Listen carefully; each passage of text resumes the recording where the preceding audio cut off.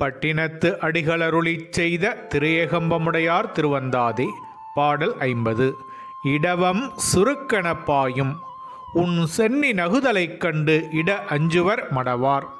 இருகின்றனர் ஏகம்பத்தீர் படமஞ்சு வாயது நாகம் இறைக்கும் அதனுக்கு முற்பட அஞ்சுவர் எங்கனே பழிவந்திடும் பாங்குகளே. இப்பாடல் தாருகாவனத்துக்கு இறைவர் பிச்சை ஏற்க சென்றதை பற்றி கூறுகின்றது. இறைவரே, நீ ஏறிச் சென்ற ரிஷபமாகிய காளை மாடு விரைந்து பாயும் தன்மையுடையது. உன் கையில் உள்ள பிச்சை பாத்திரமாகிய மண்டையோடு சிரிப்பதை பார்த்து முனிப்பத்தினிகள் பிச்சையிட அஞ்சுவர், விரைந்து ஓடிவிடுவர்.